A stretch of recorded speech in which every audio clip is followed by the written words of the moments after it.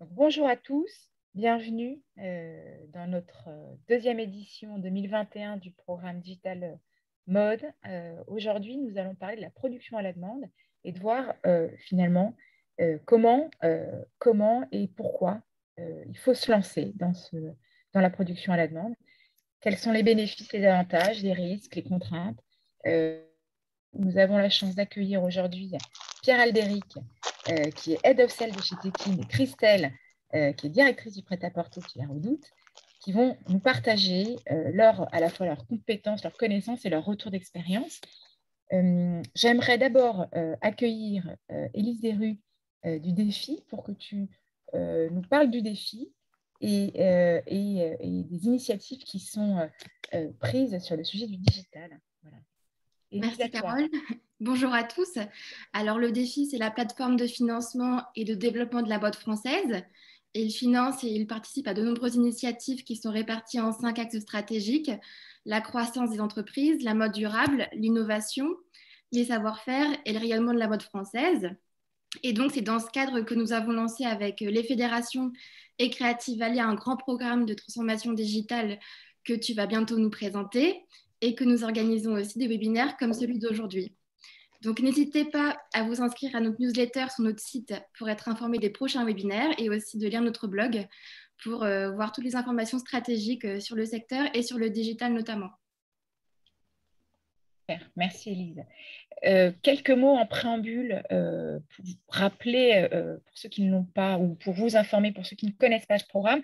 On est parti du constat que la transformation digitale, évidemment, qui est impérative aujourd'hui pour tous, quel que soit son degré de maturité, nécessitait finalement impliquer l'ensemble des process de la chaîne de valeur, que ce soit sur les sujets de la conception, de la création, que ce soit des sujets qui soient liés à la compétitivité opérationnelle, l'efficacité opérationnelle, mais également tous les leviers relatifs aux stratégies clients, relations clients, ventes et autres, la communication en ligne, évidemment, un accélérateur de la transformation digitale, qui est la culture, qui n'est pas visible dans la chaîne de valeur, mais la culture digitale avec les nouveaux modes de travail, de collaboration et autres. Et donc, dans le cadre de ce programme, nous proposons un programme de 7 semaines de formation en ligne avec 7 experts sur des thématiques très spécifiques autour de la communication digitale et de la commercialisation en ligne. Et donc, euh, euh, vous avez avec un travail qui a été finalement conçu sur mesure, avec des experts extrêmement pointus, qui connaissent qui travaillent, qui sont dans le métier. Eh bien, nous sommes capables d'accompagner par un cockpit au préalable l'ensemble, si vous voulez, des degrés de maturité de l'entreprise, que vous soyez novice, intermédiaire ou expérimenté. Voilà. Je n'irai pas plus loin que ça. Vous avez une page dédiée, vous pourrez retrouver l'URL à la fin du document. Ce qui est certain, c'est qu'on a éprouvé une première saison à partir de fin mai, où on a accompagné plus d'une trentaine d'entreprises et on a des résultats extrêmement positifs et encourageants. On a démarré la deuxième saison là, mi-octobre, et donc vous pourrez nous retrouver en 2022 pour une troisième saison. Voilà.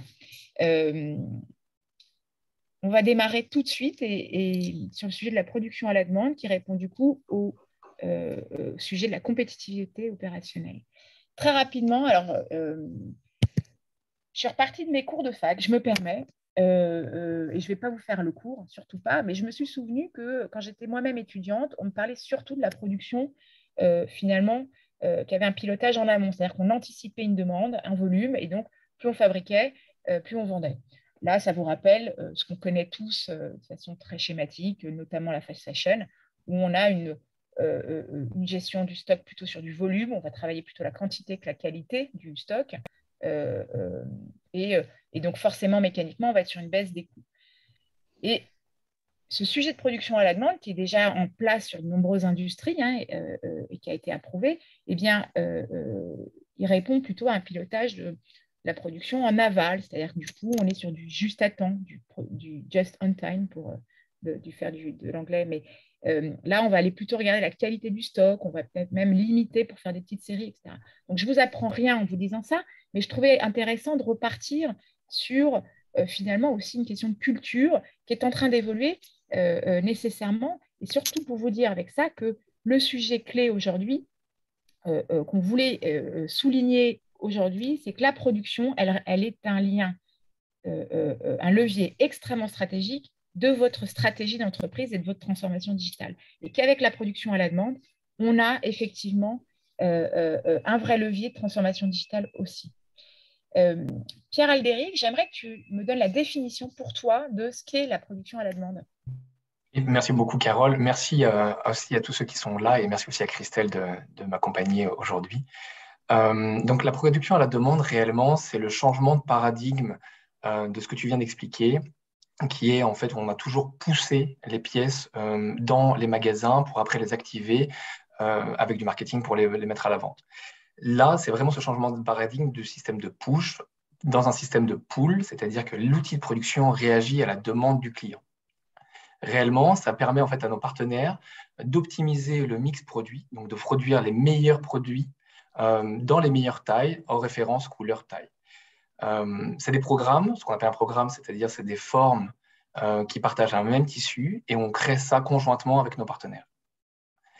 Les outils digitaux en fait, donc de Tekin permettent en fait chaque semaine de transformer le tissu dans la bonne taille et dans la bonne forme. Et tout cela, c'est fait en fonction des ventes, ce n'est pas de la prédiction. Voilà ce que nous, on appelle production à la demande et voilà ce qu'est la production à la demande. N'hésitez pas si vous avez des questions, je ne suis pas professeur non plus, donc voilà, c'est un échange. Absolument. L'idée, c'est de démocratiser ce sujet de la production à la demande.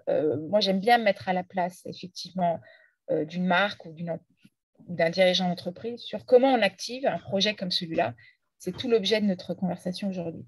Donc, ce qu'on dit finalement, c'est que la production à la demande, et c'est là où elle fait écho au sujet de la transformation digitale, c'est que ce n'est plus un process linéaire où on aligne des activités, des personnes et des process.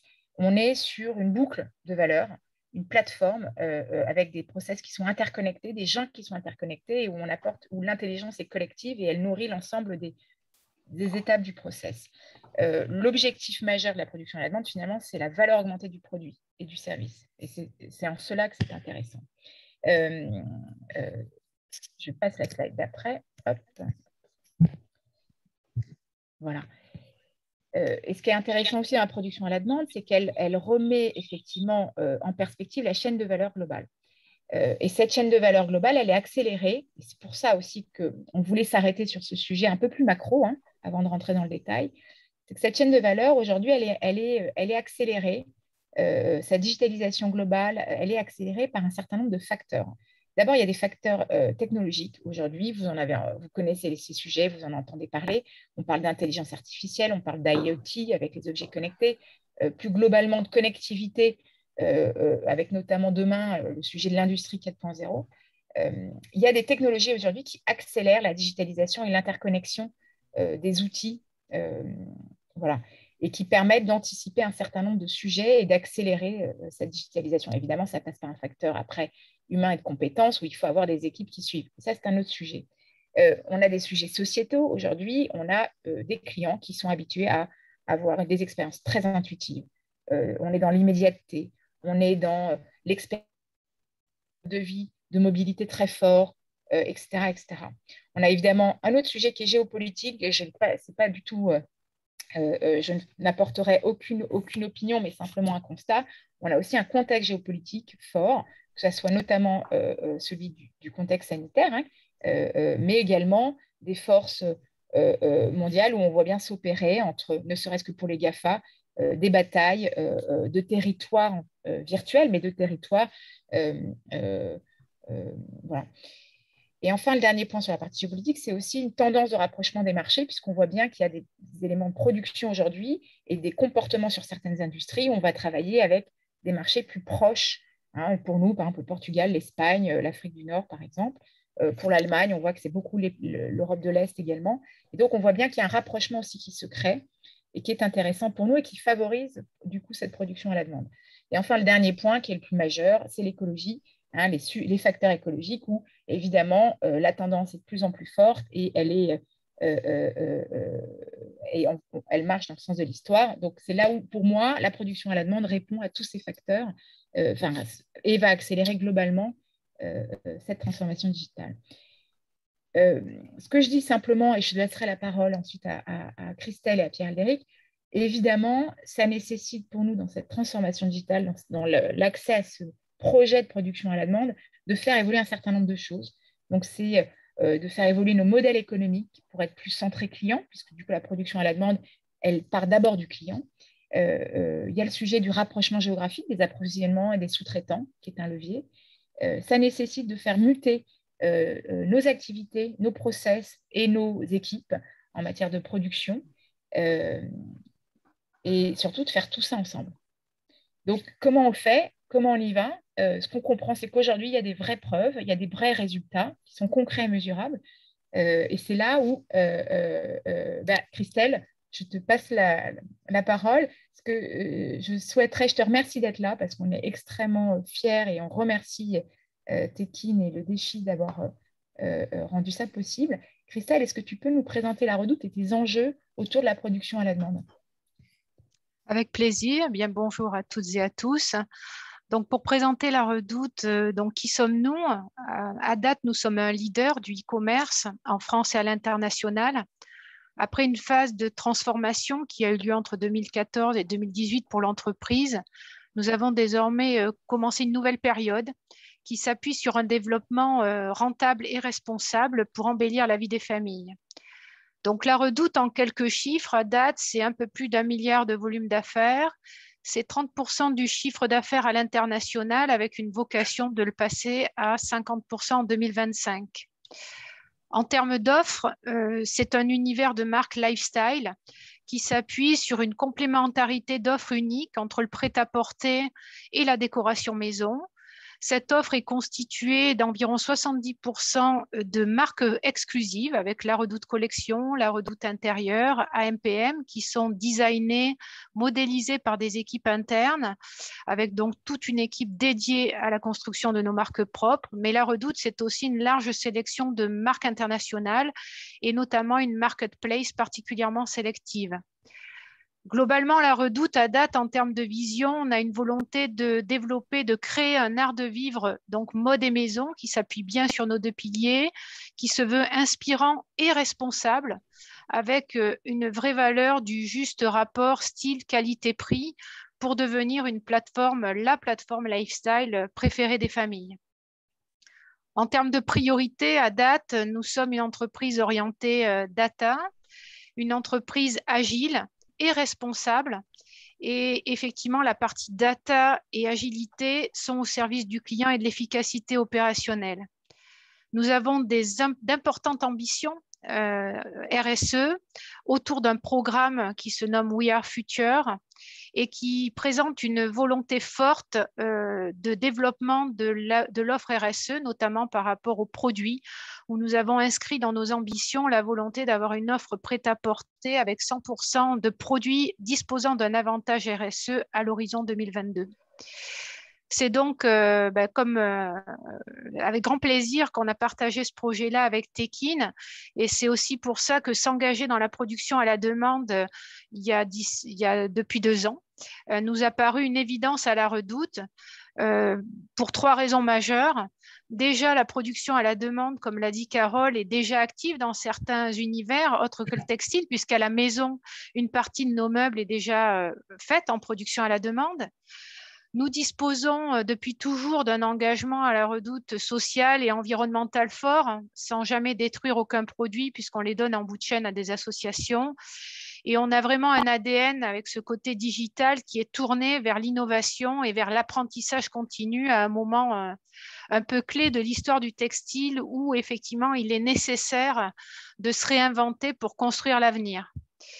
Et donc, la production à la demande nous a paru vraiment une évidence, notamment en prêt-à-porter, pour répondre à nos ambitions. Alors, il y avait les ambitions d'un côté supply. Carole l'a aussi évoqué, c'est l'opportunité, nous, de continuer à travailler notre agilité en limitant les engagements en entrée de saison et en étant en capacité d'adapter notre offre tout au long de la saison avec des délais courts, de nous adapter à la demande du consommateur. et d'un point de vue commercial et économique, d'avoir une réponse plus juste aux besoins des clients, de soutenir nos ambitions aussi de développement sans prendre trop de risques en entrée de saison sur les achats pour optimiser nos stocks. Donc, on est très fortement mobilisé autour de la production à la demande depuis plus de 2 ans sur la partie prêt-à-porter à la Redoute. Super, vraiment merci pour ce témoignage, Christelle, extrêmement riche. Justement, on va basculer avec toi, Pierre-Aldéric, sur la solution que vous avez, sur la solution Tekin et ce que vous avez pu déployer aussi pour la Redoute, notamment. Mais en tout petit préambule et avant de te passer la parole, Pierre-Aldéric, je me permets toutes les sources qui ont inspiré l'introduction de ce webinaire sont à la fin du document. Vous pouvez retrouver toutes les URL pour accéder au dossier. Effectivement, il y a une étude extrêmement riche de la part de la CCI. Je vous invite à lire et prenez le PDF complet. Il n'est pas focusé uniquement sur le textile, mais bien sur l'ensemble des industries. Il est passionnant.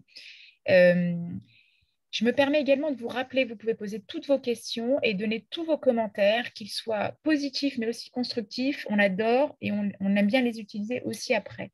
Donc, n'hésitez pas. Pierre-Aldéric, à toi. Super.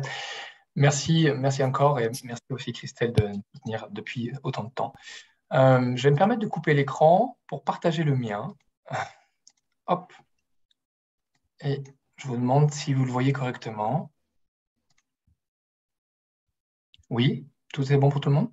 Oui. Super.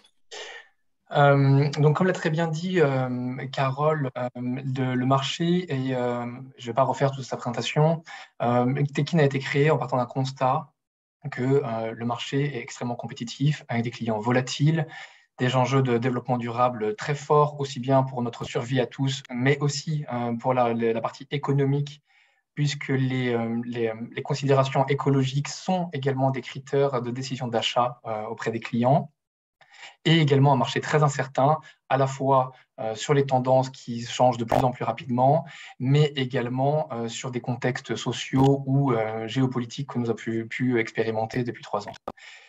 Face à ça, pour répondre à ces enjeux, l'industrie est assez déconnectée.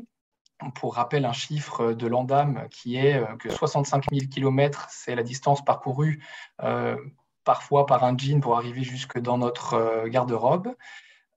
Très manuel, très chronophage. On a encore des marques partenaires ou qu'on connaît qui ont des lead time de 6 mois à 1 an et demi entre la planche à dessin et le POS, ce qui fait que pour répondre à l'incertitude de tendance, c'est toujours un peu compliqué. Et également, c'est une industrie qui génère beaucoup de déchets. La mission de Tekin, c'est vraiment de dessiner les outils 4.0 de l'industrie textile pour avoir un impact social, économique et environnemental massif et scalable.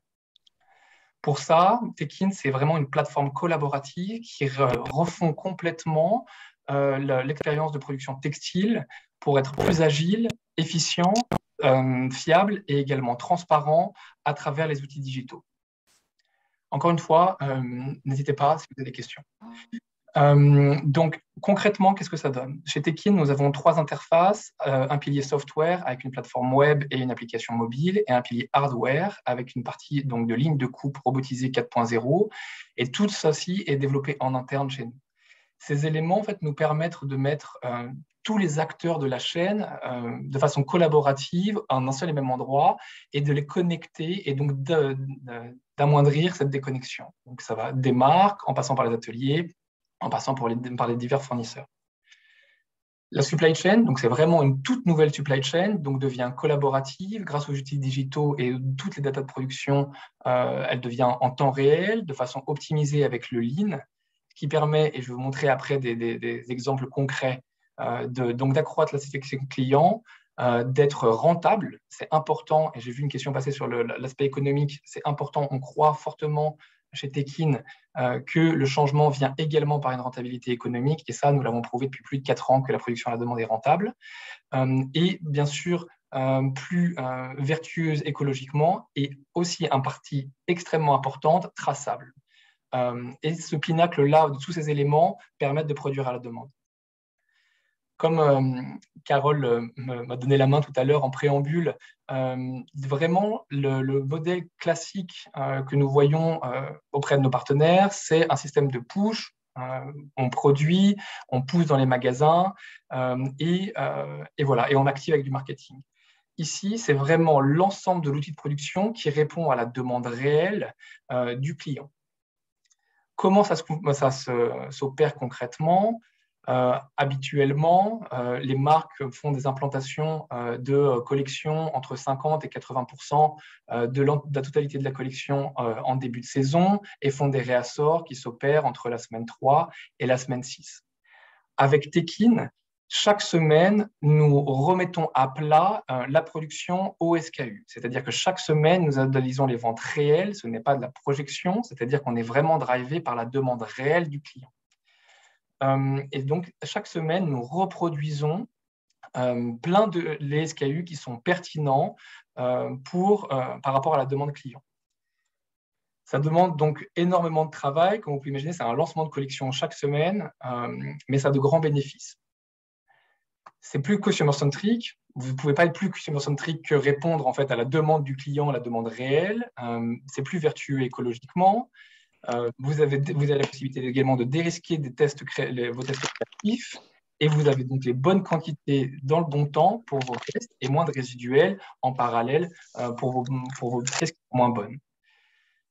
En bottom line, ça donne en moyenne des ventes, un CA supérieur de 30%, des niveaux de stock réduits entre 2 et 10, moins besoin de BFR, des rabais accordés aux clients, donc plus de ventes à meilleur prix, donc des rabais diminués de moins 5 à moins 40% pour une marge finale de plus 10%. J'insiste sur la marge finale, puisque dans l'industrie, on a tendance à regarder les marges d'entrée, mais réellement, ce que nous regardons, c'est la contribution margin, c'est-à-dire l'argent qui rentre dans les poches de nos partenaires.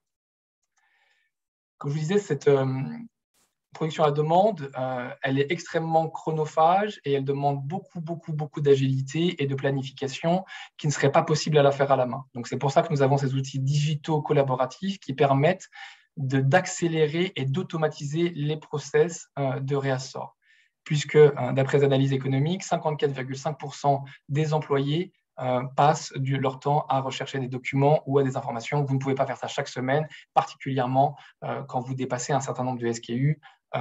Si vous en faites 3, ça va. Si vous commencez à en faire 25, ça va être vraiment très compliqué. Donc, on a plein de partenaires. La Redoute, qui est un partenaire privilégié chez nous, et encore une fois, merci Christelle, qui sont des partenaires de très grande taille, mais nous avons également des partenaires de plus petite envergure et nous savons également répondre à leurs besoins. Nous sommes 60 actuellement, et ce qui est une grosse force de Tekin également, c'est que plus de la moitié des gens chez Tekin sont des profils techniques, qui vont des ingénieurs mécaniques pour la création des machines, mais également le développement du software et le développement en fait, des langages machines, ce qui fait qu'on a une fluidité et une connexion vraiment très particulière et inégalée sur le marché. Comment nous fonctionnons? Nous pouvons donner les outils de façon autonome à nos partenaires, ou comme nous travaillons avec la Redoute, nous sommes le bras armé de la Redoute et nous gérons de A à Z avec un service clé en main leur production à la demande, bien sûr conjointement avec les équipes de style. Nous ne sommes pas là pour dessiner les collections, nous sommes là pour les aider à leverager le meilleur potentiel de leur collection. Et voilà pour ma partie. Super. Génial, je te remercie. Donc l'idée, hop, je vais repartager mon écran également. Est-ce que vous le voyez bien? L'idée, en tout cas, là, maintenant, c'est de passer aux questions-réponses, puisqu'encore une fois, on essaye d'avoir un œil très pragmatique et très concret. Moi, ce qui m'intéresse, si je me mets à la place d'une marque, c'est d'abord la première question qui vient à l'esprit, c'est quels sont les avantages réels pour moi? Est-ce que je peux promettre, par exemple, des délais de livraison? Qu'est-ce qui est aujourd'hui un réel bénéfice? Tu l'as déjà un peu partagé, les illustrer, s'il te plaît. Oui, bien sûr. Donc, les bénéfices sont de 3 ordres réellement. Il y a un premier ordre économique. Peut-être qu'on peut rentrer dans les slides juste après un premier ordre écologique. et un impact social également. Donc ici, le premier ordre économique, ça c'est un réassort qui a été fait par une marque, c'est-à-dire qu'en fait on a pu produire, comme vous voyez, mieux produire des BVS qui auraient été surproduits. En orange, ce que vous voyez, c'est les volumes initiaux qui avaient été prévus par la marque, complètement. Et également, donc ce tissu, on a créé un programme qui sont 3 styles, qui étaient 4 styles créés dans ce même tissu. La marque prévoyait, par exemple, pour cette robe, la première robe avec la grande barre orange, en fait, d'acheter plus de 800 pièces et 500 pièces sur son top. Avec la production à la demande, elle devait tester, elle a pu ajuster en fait ses tailles et se bifurquer le tissu sur la robe qui n'était pas prévue à la base et donc ouvrir et satisfaire plus de clients avec un nouveau modèle. En chiffre d'affaires, ça fait 32% de chiffre d'affaires supplémentaire et une contribution margin de plus 92%. Ça, c'est réellement un bénéfice économique, pardon. Est-ce que je me permets de te demander de passer à la slide suivante, Carole? Bien sûr. De même, le bénéfice donc écologique, et là, c'est encore une fois un test que nous avons fait avec une autre marque partenaire. Cette marque partenaire souhaitait proposer plus de diversité dans ses manteaux, c'est-à-dire qu'elle proposait 4 formes dans 6 tissus, c'est-à-dire 24 modèles. Ce qui est un engagement ferme. Aucune marque prend l'engagement sur 24 manteaux pour l'implanter dans l'ensemble de ses magasins. Grâce à la production à la demande, nous avons pu avoir les tissus et en fait adapter la production de ces tissus de manteaux en fonction de la demande réelle du client. Ici, donc un chiffre d'affaires de plus 14%, une contribution de margin de plus 27%, un discount de moins 29%, ce que je tiens à souligner parce que sur les manteaux, c'est quand même très important. Ces manteaux où dès qu'on discount, ça commence à chiffrer vite. Et surtout un gain écologique de moins 5,2 tonnes. Et je pourrais vous partager ultérieurement comment nous calculons ça. C'est basé sur des analyses très précises. Donc, on a pu à la fois assembler un bénéfice écologique avec un bénéfice économique. S'il te plaît, Carole. Alors, des questions? Ouais. Oui, on a pas mal de questions. Alors, on va peut-être balayer le dernier use case et on répondra aux questions qui sont posées. Ça, c'est pour insister également sur la production réelle. Ça, ce sont des programmes de notre partenaire qui se joint à nous, La Redoute, aujourd'hui. Donc, nous avions 3 programmes. Donc, le Léopard rouge, Multico et Vintage, donc c'est-à-dire 3 modèles dans des tissus similaires. Et ce qu'on peut voir, c'est que nous avons commencé en semaine 1, un tiers de l'implantation. Semaine 3, en principe, c'est là où on commence à faire les premiers réassorts. On se rend compte que le Multico représente que 9%. Semaine 6, Multico représente 51%. C'est-à-dire que si vous passez en fait des réassorts ici pour la fin de saison en semaine 3 ou en semaine 6, nécessairement, quand on regarde le résultat en semaine 8 ou les résultats en semaine 5, on va se tromper, tout simplement. Disons-le clairement, on va se tromper et on va finir avec beaucoup de résiduels, du cash flow donc du cash flow consommé et donc moins d'impact, un gros impact écologique et moins d'impact économique également. Des questions peut-être, Carole, je vois popper. Exactement. Donc, n'hésitez pas. Alors, il y a la question du délai, mais tu y réponds un peu après. Donc, je te la pose, mais tu pourras y répondre en même temps après tout à l'heure, qui est le sujet de... Aujourd'hui, on observe plutôt un délai de 5 à 7 semaines côté tissu. Est-ce qu'on peut le réduire, du coup? On a la question des jeunes créateurs tout de suite qui se pose. Est-ce qu'il est prévu de pouvoir travailler avec des jeunes créateurs qui ont des plus petites productions? On y répond aussi là-dessus. Enfin, tu vas y répondre après. Il y a une question pour vous, Christelle, sur la part de la production à la demande pour La Redoute. Il y a une question de coût. Quels sont les coûts supplémentaires? Et surtout, les gens sont captivés par ce que vous proposez aujourd'hui et ils se disent, mais comment on peut aller plus vite? Comment on peut fédérer davantage les usines, les fournisseurs? Voilà. Donc, et on a un dernier commentaire qui est de dire que ça nécessite un niveau important technique au sein des entreprises, côté patronage, sourcing, accessoires, et que ce savoir-faire a souvent disparu. Voilà. Donc, il y a plusieurs choses, tu vois, qui peuvent être des éléments de réponse extrêmement utiles. Je ne sais pas comment tu veux conduire, Carole. Est-ce que tu préfères que je réponde maintenant? Ouais, à mon avis, il y a Allez. des choses que tu as prévu de répondre, c'est pour ça, donc je te laisse avancer. Après, il me semble que ça, c'est le dernier use case, Carole, sur celui-ci. Et je peux répondre, par exemple, pour le tissu, qui est la première question qui a été posée. En fait, déjà, à la demande, 1000 mètres de tissu dans production standard n'équivaut pas à 1000 mètres de production à la demande. Et je vais répondre aussi à la flexibilisation. Puisque ces 1000 mètres, en fait, la Tekin vous permet en fait, d'optimiser les meilleurs styles. C'est-à-dire qu'avec ces 1000 mètres, vous allez produire beaucoup plus de vos meilleurs styles dans les meilleures tailles. Donc, c'est-à-dire que vous allez développer un chiffre d'affaires qui n'était pas accessible avant avec des problèmes de MOQ. La flexibilisation des tissus, je sais que Christelle également a une réponse également là-dessus. C'est quelque chose qu'on a déjà fait avec des marques et qu'on fait déjà. On fait de l'impression de tissu à la demande. On réserve des capacités, des quantités de tissu qu'on imprime en temps réel. Enfin, en temps réel. Qu'on imprime à la demande, pardon. Et là, avec la Redoute, nous sommes sur un projet comme ça pour Printemps-été 22. Christelle, je te donne la main si tu veux intervenir sur ceci.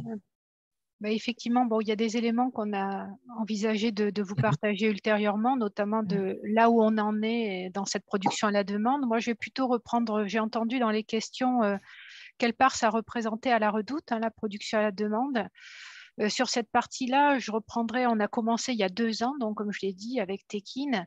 Et à l'époque, on apprenait ensemble, c'était à l'état de test, notamment sur la partie textile. On a donc commencé par un programme matière dans 3 modèles. On en a fait 2 dans la saison pour voir comment ça faisait, comment ça matchait avec effectivement les besoins clients et nous, est-ce que c'était aussi rentable et productif. Et pour donner un exemple, à date, on est maintenant avec 3 programmes par saison, un programme tous les mois que l'on lance à travers tout cela. Donc, ça prend de l'ampleur et on a vraiment, en tout cas, l'envie et la volonté de le développer pour l'intégrer dans nos process de plus en plus dans le temps. Sur la question peut-être du délai pour... Oui. Moi, je peux sur la partie délai, ce que je voudrais souligner pour la Redoute, en tout cas, c'était que déjà en termes de promesse globale, la production à la demande, elle s'inscrivait aussi dans notre volonté de renforcer notre production made in Europe. Il y avait aussi ça en proximité. De plus, comme l'a cité dans les questions, il y avait une question dans les équipes, comment on est constitué. Et nous ne pensons pas uniquement à la Redoute à changer nos zones d'approvisionnement, mais nous avions aussi la volonté de repenser nos modèles de production et de nous appuyer plus que nous ne le faisions précédemment sur une unité qui est le travail à façon chez la Redoute, car effectivement, il y a peu d'acteurs en France qui disposent encore d'une unité de travail à façon où on achète le tissu et après, effectivement, on est en partenariat avec des façonniers. Donc, avec Tekin, on fabrique en Europe toutes nos productions à date et le délai de réapprovisionnement est d'environ 3 semaines entre le moment où on décide de relancer la production et où on peut le mettre en vente pour notre client, avec des vagues de réassort d'environ 150 pièces sur 3 modèles. Donc, ça fait à peu près 50 pièces qu'on lance au minimum. Et on travaille toujours sur ce process continu de l'amélioration de la marge en valeur, effectivement. Donc, le délai, 3 semaines pour mettre en ligne, très rapide et sur des quantités de 50 pièces au minimum à l'article couleur taille, à l'article couleur, ce qui nous paraît accessible. Exactement. Merci beaucoup, Christelle. Je pense que je peux abonder également sur ça pour reprendre sur la partie des jeunes créateurs. Vraiment, l'idée, nous, c'est de co-construire une nouvelle supply chain. C'est-à-dire que nous n'avons pas, c'est pas plus qu'un CA, c'est pas un CA ou des quantités minimales qui sont intéressantes, c'est plutôt une vision d'avenir sur lesquelles nous travaillons. Et l'idée est vraiment de co-construire ces programmes-là. Comme l'a dit Christelle, 50 pièces, c'est pour la Redoute, mais nos minimums actuellement sont de 25 pièces. Donc, les jeunes créateurs, c'est plus une volonté en fait de co-construire, d'éco-conception. C'est une volonté d'avoir une nouvelle supply chain stratégique. Il y avait le grand import, le prochain port, et maintenant il y a une production à la demande qui représentera dans l'avenir et déjà une partie un pourcentage stratégique de la production. Voilà. Je pense que ce n'est pas une question en fait de jeunes créateurs, c'est une question plutôt de volonté de s'inscrire dans la supply chain du futur. Oui, et puis du coup, nécessairement, ça implique de digitaliser sa production. Ça implique, alors, ça dépend ce qu'on entend par digitaliser sa production. Oui, il y a besoin de digitaliser sa production pour pouvoir produire à la demande. Comme je le disais, la production de petits batchs, c'est à la main, ce n'est pas possible. On a déjà essayé, c'est pour ça qu'on a créé la plateforme. Pour dire, la plateforme a été créée en interne pour les besoins de créer la production à la demande parce que ce n'était pas possible à la main. Donc, c'est vraiment un besoin de production dans un cas concret de production. Donc, voilà. Alors, on a encore beaucoup de questions qui sont posées. Ouais. Moi, je retiens, en tout cas, je ne suis pas sûre qu'on ait une réponse aujourd'hui, mais c'est vrai qu'il y a une question de savoir-faire qui forcément se pose et on a une question de fédérer l'ensemble des parties tierces impliquées dans ce process global. Et donc ça, là-dessus, c'est aussi un travail de... Pierre-Éric, tu me dis si je me trompe, mais c'est aussi à un moment donné, parce qu'on veut, les marques commencent à aussi travailler comme ça, que les autres vont suivre aussi. Qu'est-ce que tu en dis? Oui, mais aussi nous avons des ateliers dans des pays d'Europe de l'Est qui ont compris également qu'on marchait un peu sur la tête avec un système de push et qui ont été volontaires pour intégrer nos machines robotiques qui sont connectées à la plateforme et qui les utilisent chez eux actuellement parce qu'ils savent que ça répond également à une demande des marques, mais à une demande de leur futur marché. Donc, il y a quand même, je comprends la fédération des unités de production. Actuellement, nous avons des ateliers en France qui utilisent notre plateforme pour le suivi de production parce que ça leur aide vraiment aussi à communiquer et collaborer facilement avec les marques.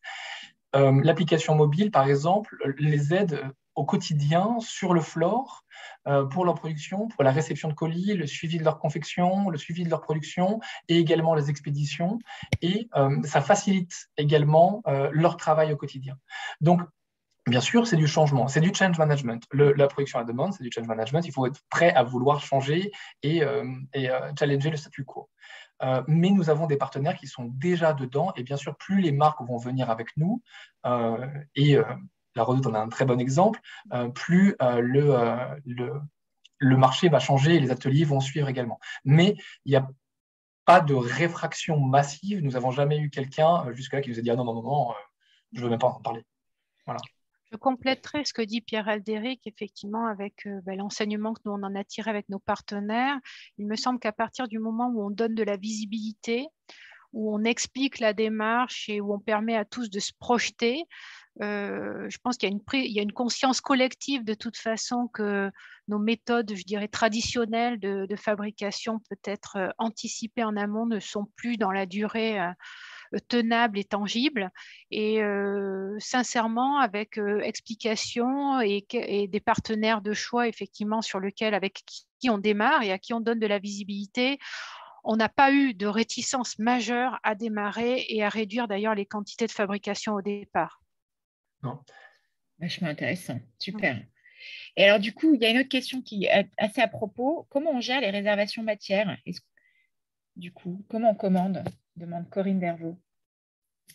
Alors, merci. Je prends la main. Christelle, si tu souhaites.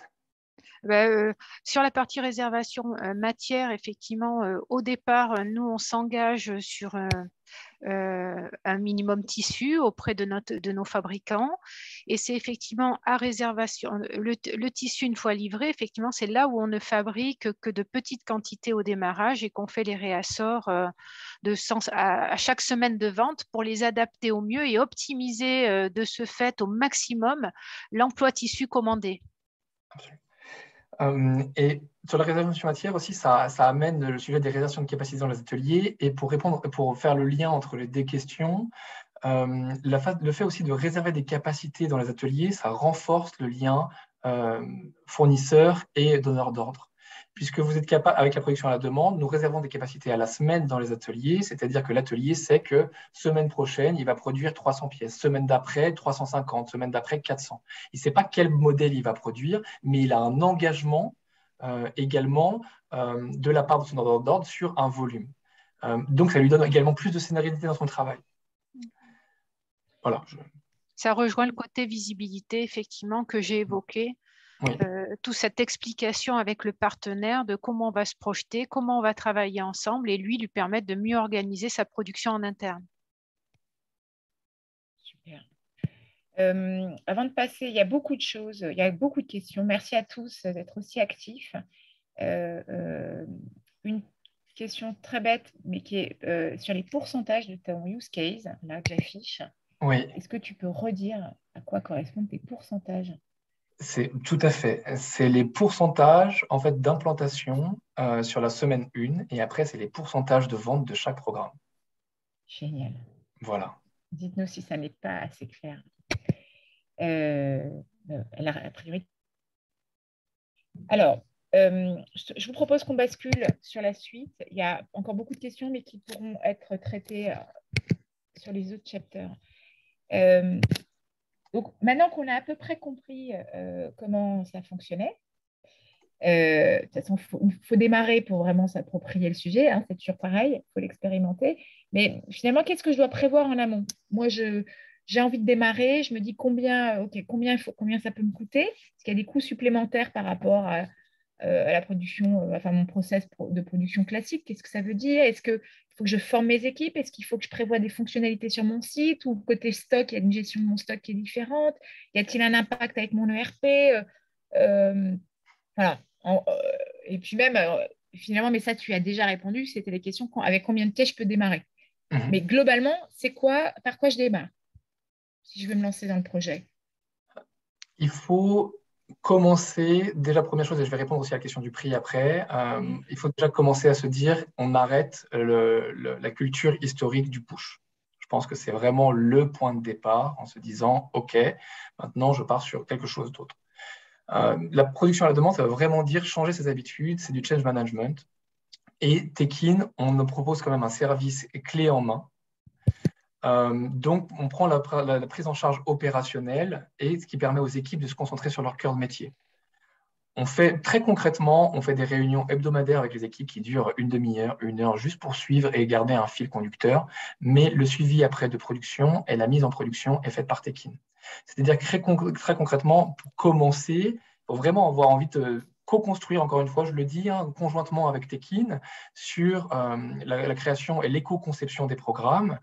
Il n'y a pas de compétences spécifiques requises, il n'y a pas d'intégration à un site Internet ou un nouveau plugin, il n'y a pas d'IT nécessaire à partir du moment où on prend le service. La plateforme, elle est également autosuffisante, si on peut dire ça comme ça, et on peut réfléchir, ça c'est une discussion plus ouverte et plus en profondeur avec le partenaire sur les interconnexions à l'ERP. On ne va pas se mentir, les connexions à l'ERP, c'est jamais transparent et immédiat. Ça demande une analyse des services IT qui sont au-delà de mes compétences. Néanmoins, il n'y a pas d'ajout spécifique à faire pour commencer. En question de prix, ça dépend vraiment de la typologie de produit. Ça dépend aussi du lieu de fabrication. Donc, j'invite les personnes qui sont intéressées à venir nous contacter directement. Et bien sûr, on sera ravis de répondre à leurs questions et de travailler ensemble. Je regarde les questions. Hein, je peux peut-être rebondir sur cette partie de ce qu'il faut prévoir en amont côté Redoute pour donner notre vision. Alors, il y a un point logistique néanmoins préalable qui est juste effectivement de vérifier que vous disposez d'un entrepôt qui est en capacité de gérer les réceptions à la référence couleur-taille. C'est quand même un prérequis fondamental.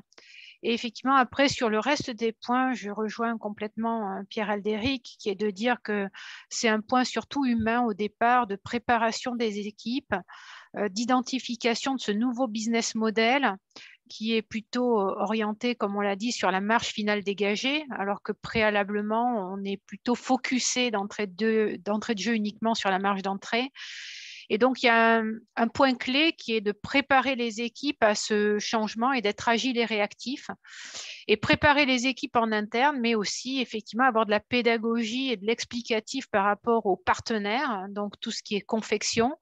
Et on a passé du temps avec La Redoute et Tekin à partager et à se caler avec quand même nos partenaires. On en a effectivement au départ pris quelques-uns pour leur expliquer la démarche, les onboarder, être sûr et répondre à nos interrogations mutuelles. Après, de façon plus concrète, pour effectivement piloter un petit peu le partenariat avec Tekin, on s'est engagé sur un contrat d'1 an ensemble pour pouvoir préempter et organiser les choses de façon régulière et pérenne. Et alors, du coup, une question pour vous, Christelle, qui est posée sur la question de l'imprimé de la teinture. C'est-à-dire que vous répondiez tout à l'heure à la question des tissus et des délais.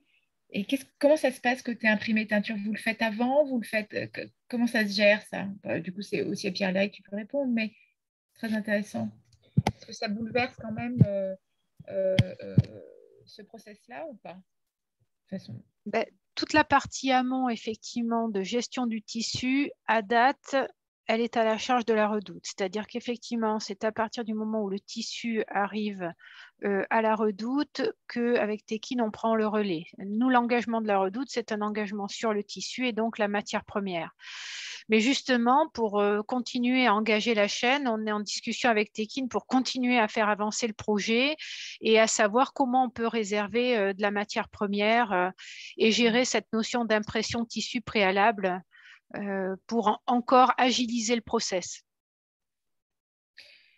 Ok, super.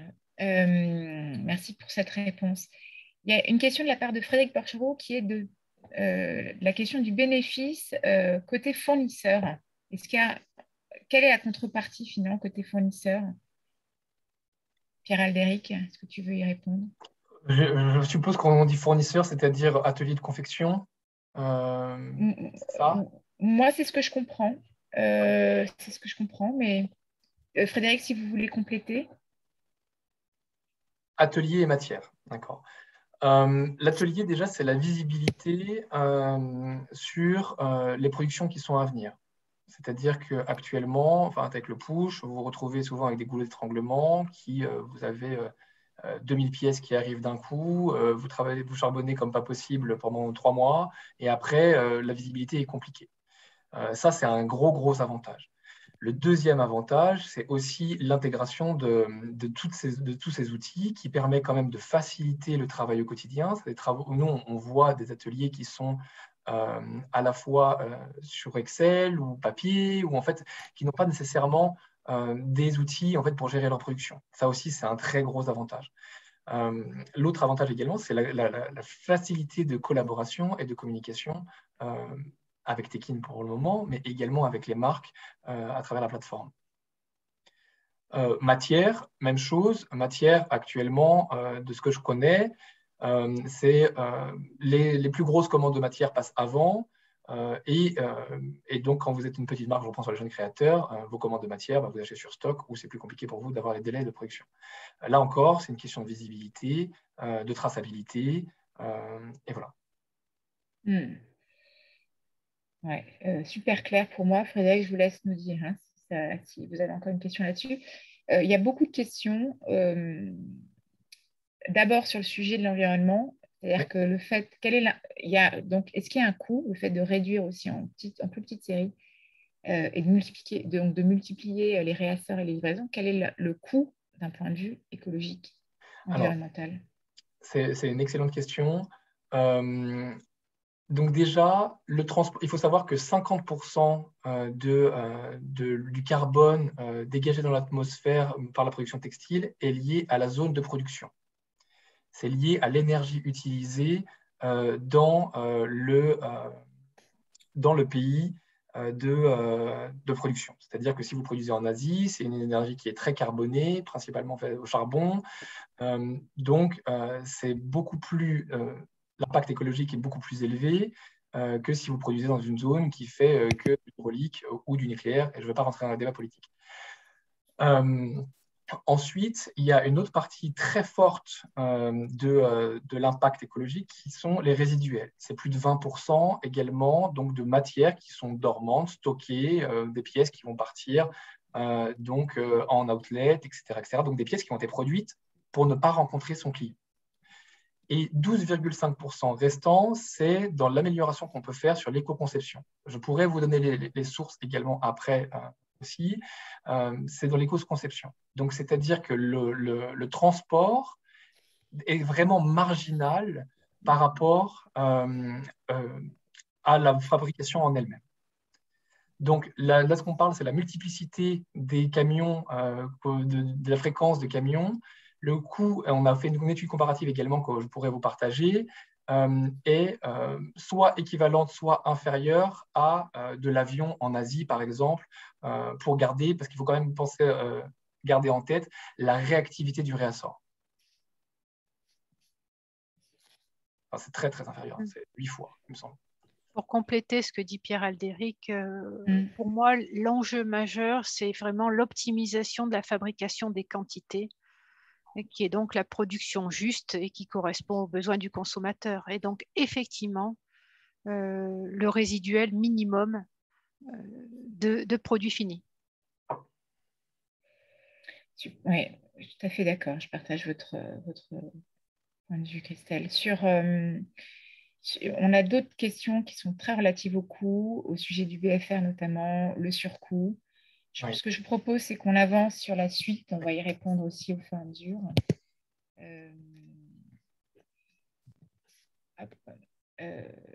Parce que du coup, la question du coût est intrinsèque dans cette question-là. Comment on mesure l'efficacité et la rentabilité de cette production? Il me semble qu'on a un use case sur celui-ci. Est-ce que vous voulez commencer, Christelle? Peut-être, effectivement, sur la partie, pour mesurer l'efficacité, Pierre Aldéric l'a dit précédemment, mais la promesse de Tekin, c'est vraiment de développer la marge en valeur finale, la marge finale en valeur, par l'optimisation des ventes au modèle coloris-taille et donc l'optimisation des stocks matières. Et effectivement, pour cela, a été mis en place des outils de reporting collaboratif avec une volonté de renforcer notre efficacité en donnant aux équipes accès à des données de façon en temps réel, comme le stock de produits matières, et en renforçant les bonnes pratiques au sein de ce triptyque de l'atelier, le fabricant et effectivement l'entreprise que nous sommes. Donc, ainsi aussi, l'atelier peut optimiser et changer ses méthodologies dans sa production entre la notion d'emploi matière-taille versus l'emploi matière-modèle. Donc, comme je le disais, maintenant on doit travailler sur améliorer la flexibilité d'approvisionnement matière. C'est effectivement un des points qui est encore à travailler et c'est là-dessus qu'on veut travailler ensemble avec Tekin à partir de début 2022. C'est déjà un énorme pas quand on sait à quel point le process est effectivement manuel pour nombreuses entreprises. C'est déjà un très beau pas et ce témoignage est vraiment très, très, très encourageant, je trouve. Pierre Aldéric. Pour répondre, on peut passer sur le use case pour répondre à cette efficacité. Donc, pour calculer, en fait, c'est très simple, rationnel et immédiat. Donc, c'est les 3 mots qu'il faut avoir par rapport à d'autres mesures RSE qui sont peut-être plus difficiles à appréhender ou en tout cas à calculer l'impact. Là, en fait, on analyse la rentabilité sur 3 niveaux, les ventes supplémentaires, les rabais accordés et les résiduels. Je précise aussi les questions sur les coûts, les marges que nous montrons. Les marges finales, ce sont les marges qui sont dans la poche de nos partenaires. Il y a le fee de Tekin est déduit de ces marges-là. Donc, réellement, on a une influence sur la marge directe qui est limpide. Concrètement, en fait, la marque partenaire nous transmet ce qu'elle aurait prévu. Donc là, c'est 1600 pièces, et je vais rentrer dans le use case, et sa répartition qu'elle aurait achetée initialement dans un schéma de production standard, donc à la référence coloris-taille. Ici, dans ce use case, et je vais vous montrer clairement, elle devait acheter 1600 pièces. Alors, vous allez me dire 533, 533, 533. Pourquoi? C'est pour des raisons de MOQ. Bien sûr que les acheteurs et les chefs de produits ont la connaissance de savoir que la jupe va peut-être être moins bonne que la blouse. Néanmoins, les MOQ sont quand même quelque chose qui est très, très présent dans notre industrie et ce qui bloque pas mal de business. Ici, la blouse, concrètement, on avait prévu, donc là c'est la Redoute, donc c'est engagé sur la matière. Et avec Tekin, chaque semaine, nous avons pu opérer le reshift des formes dans les bonnes formes, dans les bonnes tailles. Nous avons donc vendu, la Redoute a donc vendu grâce à Tekin quasiment plus de 50% plus dans la blouse. Cette matière a été reshiftée de la jupe qui a moins fonctionné, donc a été reshiftée dans la blouse. La jupe, vous avez moins de leftover, quasiment de moitié. Et dans la robe, quand on regarde en plus en détail dans la robe, les tailles par rapport à la gaussienne classique du 1, 2, 3, 2, 1 que tout le monde achète, a été vraiment assez chamboulée puisque les tailles en périphérie extrême ont été renforcées. Donc, réellement, et maintenant je viens dans le concret, c'est-à-dire que la marque partenaire va nous donner ce qu'elle aurait fait initialement. Et ensuite, vraiment très factuellement, on va partager les chiffres de vente à la référence color taille et on va faire matcher l'un contre l'autre pour savoir quelle est la performance réelle. Et dans ce cas-là, on est à 29% de chiffre d'affaires en plus, 33% de résiduel en moins, ce qui représente 709 kg de CO2 économisés, des ventes à plein prix, enfin des ventes moins déduites de rabais de moins 16%, et une marge finale de contribution margin, marge finale vraiment de 11%. Donc la question du surcoût et même du BFR, tu y réponds de façon indirecte, mais oui. Même si on observe un surcoût potentiel au départ, il est largement rentabilisé par l'optimisation au couteau que permet la production à la demande. C'est ça qu'on dit. Absolument, absolument. Ouais. Et même en termes de BFR, c'est-à-dire que là, au lieu de bloquer 1600 pièces traduites en cash, vous commencez avec 300 pièces traduites en cash. Donc, c'est-à-dire que vous pouvez faire rouler votre trésorerie plus facilement également. Extrêmement utile. Et donc, tu dis l'impact aussi d'un point de vue écologique, puisque derrière, il y a moins de stockage aussi, il y a moins de matière à transporter. Absolument, parce que les résiduels, on parle de résiduels, et si on s'arrête à la pièce, ne pas le produire, c'est déjà un gain économique et écologique, mais il y a aussi tous des coûts, pas cachés, mais les coûts en fait, de maintenance de ces résiduels, le transport, l'inventaire, le stockage, le rabais accordé, etc., etc. Moi, ce que j'ai pas mal lu, pardon, j'anticipe peut-être une question qui n'est pas encore tombée, mais j'anticipe aussi beaucoup, j'ai lu pas mal de choses sur la crainte des marques à perdre de la créativité sur le choix des matières notamment, et que ça pouvait finalement un peu brider ce système un peu fermé, ça pouvait brider les créateurs sur leur choix de matière et autres. Quelle est la réponse que tu pourrais avoir là-dessus? Et pareil pour toi, Christelle. Les matières, c'est la Redoute qui les a choisies. Hein. On n'a pas vos chapitres, voilà. Non, mais c'est extrêmement important. J'avoue que ce point de créativité, je le perçois pas parce que je dirais qu'au contraire, le système favorise le processus de création parce que de par les petites quantités initiales qui sont données, ça permet de développer la créativité, d'essayer de nouveaux produits sans risque de stock trop important puisqu'on réajuste en fonction de la demande justement. Donc, pour moi, le process est plutôt favorable à la créativité. Dans le case que j'ai montré, nous avons pu en fait élargir l'offre pour répondre. En fait, c'était un test, c'est-à-dire qu'il y avait 2 paires testées.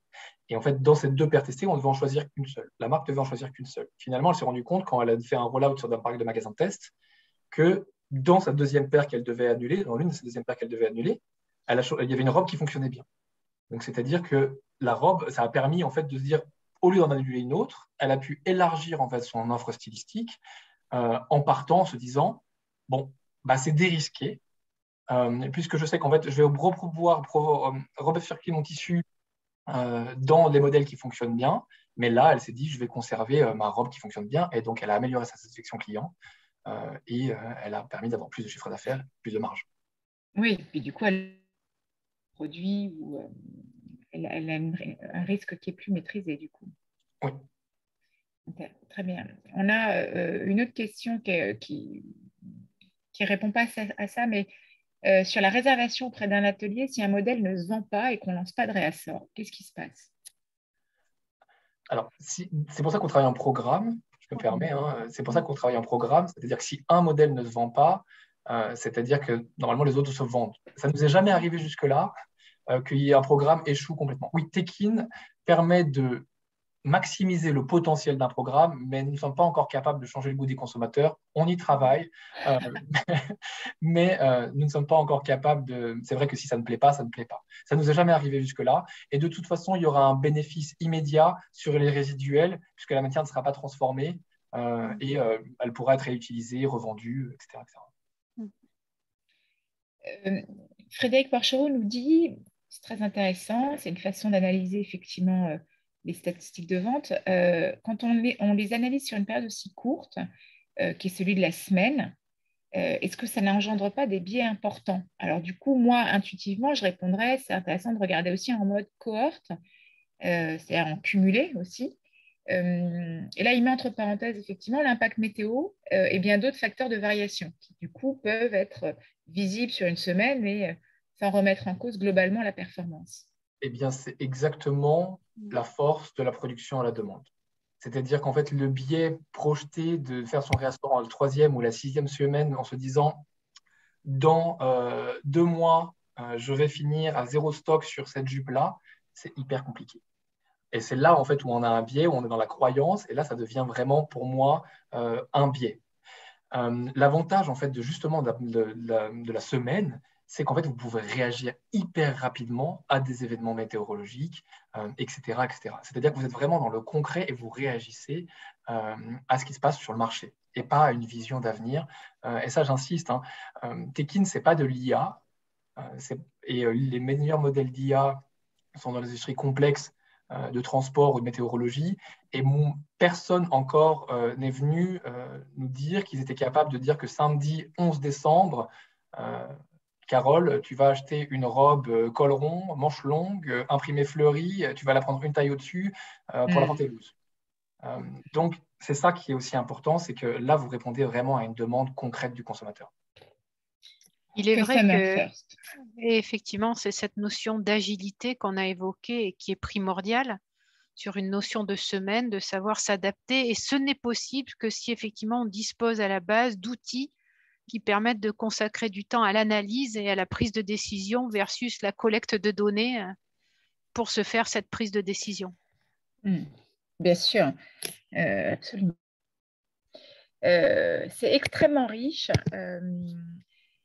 et on a dépassé l'heure, il est 12h08, mais comme on a démarré avec 5 minutes de retard, je vous propose qu'on clôture ce webinaire par un petit récap, un peu nos garde-fous, notre checklist, si vous le voulez bien. Avant de récapituler, merci beaucoup Christelle, merci beaucoup Pierre-Aldéric. J'ai trouvé ça passionnant et j'ai appris beaucoup de choses. J'ai l'impression que les entreprises qui ont participé ont été également extrêmement satisfaites. Donc, n'hésitez pas à nous faire vos retours dans l'outil de modération. On a vraiment besoin de faire progresser ce format, donc n'hésitez pas. Pierre-Aldéric et Christelle, je vous propose de prendre la main sur cette dernière slide et de me dire avec quoi je dois repartir là en ma petite valise de fin de webinaire, ma checklist, c'est quoi? Ça va, Christelle, quand même. Alors, Christelle, honneur. Bon, avant de démarrer, effectivement, et la priorité, ce que je pense important de retenir, c'est qu'il faut se challenger, surtout challenger sa manière de penser, de remettre en cause les équilibres de fonctionnement actuels, penser différemment, accepter le test and learn que tu as précisé sur ton slide, Carole, c'est-à-dire d'oser des approches non habituel et conduire le changement auprès des équipes et auprès des partenaires, en sachant que concrètement, tout le monde était vraiment dans une dynamique, que ce soit nous en interne ou tous les partenaires, nos partenaires de fabricants, étaient tous ouverts à cette nouvelle dynamique et conception du business. Donc après, il y a aussi effectivement le sourcing tissu qui est une des clés de réussite. Il faut le sécuriser. C'est encore des choses sur lesquelles on travaille et qu'on a envie de faire évoluer dans toute cette chaîne de valeur produit. Tout à fait. Et merci beaucoup, Christelle. Je suis absolument aligné avec ce qu'elle vient de dire.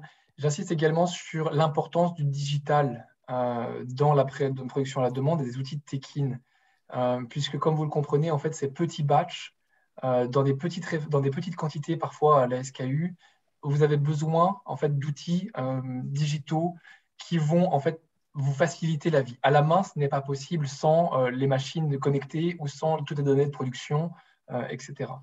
Donc voilà, la checklist, c'est exactement ça. Et je pense aussi que c'est important pour clôturer ce que j'ai envie de dire, c'est de se dire qu'on a une industrie qui a besoin de se moderniser, qui est très en retard par rapport à d'autres industries.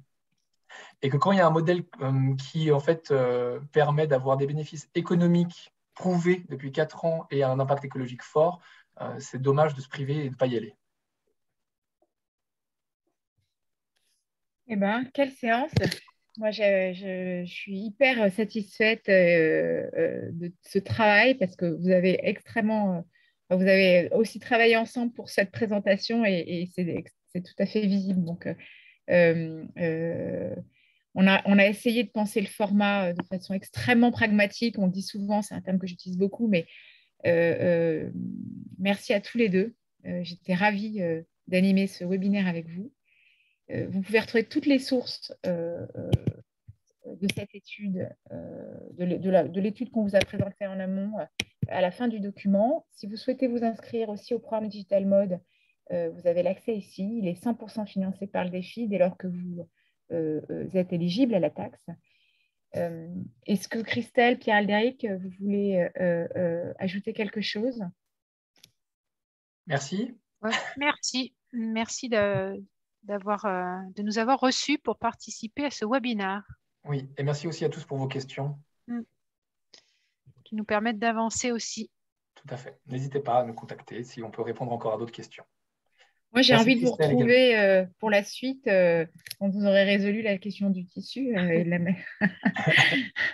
est motivés et enthousiastes en tout cas. Ah, bah, écoutez, merci à tous. Merci au défi. Élise, est-ce que tu veux clôturer cette séance? Je voulais surtout dire merci à tout le monde et aussi aux participants pour leurs nombreuses questions qui étaient vraiment très intéressantes. Et donc, préciser que le replay et la présentation seront bien envoyés par mail à tout le monde et aussi disponibles sur notre blog. Voilà. Alors, très bonne semaine à tous. Merci. On peut essayer de se dire au revoir en visuel. Merci. Ça peut devenir un rituel. Au revoir. Au revoir.